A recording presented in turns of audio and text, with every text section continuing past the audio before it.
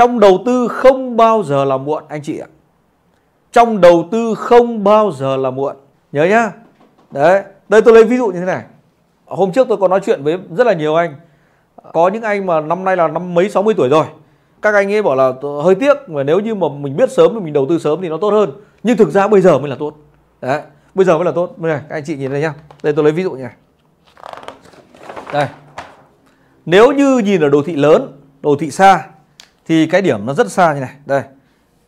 Nó mất 1919. Chỗ này là rơi vào năm 2011. Được chưa?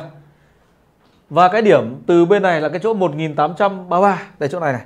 1833. Lên 2011 là 180 năm. Đúng nhỉ? Đấy. Thì cỡ khoảng 180 năm. 180 năm.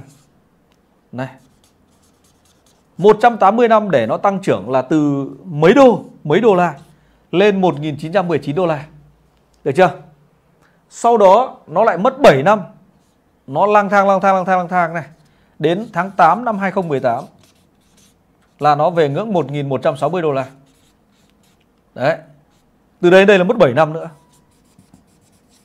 7 năm nữa. Đấy, từ đến đây. Và các bạn biết không, từ 1160 mà nó tăng một phát từ đây lên đây là 2075. Nào, các bạn trừ giúp tôi cái. Từ đây đến đây là nó chỉ có 2 năm thôi. 2 năm. Nào, là bao nhiêu giá? Từ 2075 đến 1160 là bao nhiêu giá? 1001 giá đúng không? Xin lỗi, xấp xỉ mà 975. 915 giá. Đúng không? 915 giá này nó chỉ mất có 2 năm thôi. Là từ tháng 8 năm 2018 đến tháng 8 năm 2020. Tháng 8 năm 2020. Nó chỉ mất có đúng 2 năm tăng gần 1.000 đô. Mà chỗ này mất cả hàng trăm năm để tăng lên 1.900. Đúng không? Thế vậy để cái đoạn trước này nó mất cả 100 năm để tăng được 1.000 đô la. Anh em có hiểu chỗ này không ạ? Và ở chỗ này nó chỉ cần có 2 năm thôi nó tăng 1.000 đô la. Thế vậy là mua ở đây sướng hay là mua ở 100 năm trước sướng? Nếu như mà ai đó mua 100 năm trước, cho vàng vào trong cái hũ, chôn ở dưới đầu giường hoặc là chôn ở góc vườn, viết di chúc truyền cho đời cháu, đời chắt, đời chút, rồi nếu 100 năm là 4 đời rồi. Đúng không nào? Đến đời, nếu đến đời mình gọi đời cụ ở đằng trước rồi, bắt đầu viết xong rồi con cháu mang cái tờ sới ra, cháu à, cụ có chôn gọi là 2 kg vàng ở gốc cây bưởi ấy, ra đào lên. Đúng không nào? 100 năm nó mới tăng được 1.000 đô la. Và ở đây chỉ có mất 2 năm thôi để tăng được 1.000 đô la. Và các bạn có tin không? Trong vòng 5 năm tới nó tăng cả 5.000 đô la nữa. Thì điều gì diễn ra? Đây, nếu như bây giờ nó đang loanh quanh ở chỗ này là 2.000 đô la đúng không? Bây giờ đang loanh quanh ở 2.000 đô la. Và bây giờ là tháng 3 năm 2022. Thế vậy 5 năm nữa là khoảng 2028. Có thể nó tăng lên đến trên này cỡ khoảng là gì? Là 5.000 đô la. 5.000 đô la. Đấy. Thì có phải là 5 năm tới nó tăng từ 2.000 đến 5.000 tăng đến 3.000 đô trong vòng có mấy năm? Thì theo các anh là đầu tư bây giờ sướng hay là đầu tư 100 năm trước sướng? Hả? Bây giờ.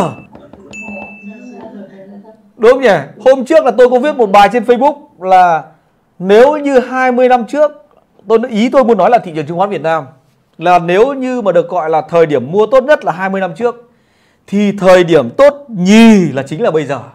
Mà thực ra đúng ra là thời điểm bây giờ còn tốt hơn cả 20 năm trước. Đấy. Đúng không nào? Nào anh em hiểu chưa? Nào bây giờ anh em hiểu cái này chưa? Đấy.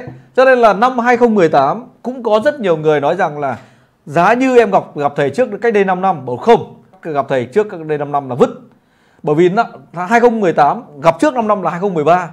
Năm 2013 là giá vàng nó lao cắm mỏ từ trên để cắm mỏ xuống, nó bán điên cuồng trong nhiều tháng. Và gặp thầy năm 2013 mà cứ nhảy vào mua là tan xác.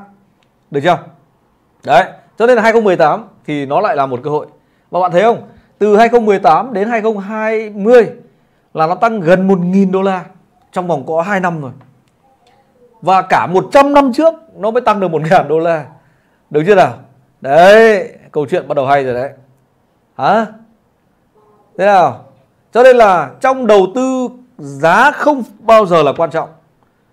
Số lượng tiền không bao giờ là quan trọng. Mà quan trọng nhất đó là thời điểm. Anh em ạ. Đấy. Trong đầu tư cái quan trọng nhất đó là thời điểm. Đấy, và ở trong đầu tư thì có một cái thuật ngữ có tên là timing. Đấy, là mốc thời gian. Cái thời điểm nó rất là quan trọng. Cái thời điểm nó rất là quan trọng.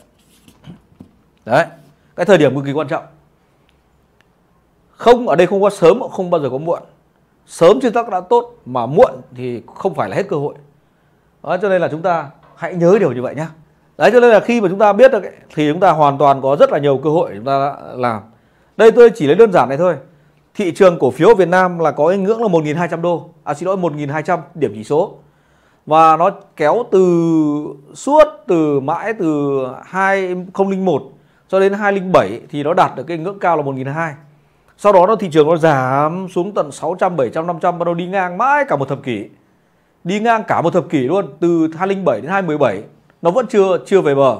Đến tận 2018 bắt đầu nó 2019 bắt đầu nó mới chạm được cái đến cái ngưỡng cũ.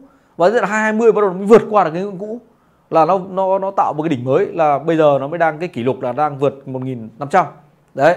Cho nên là nếu như có những cái mà mình vào sớm ấy, mà vào không đúng chỗ ấy, thì nó cũng không tạo ra sự tăng trưởng. Đấy, cho nên là ở trong đầu tư nó có cái hay như vậy.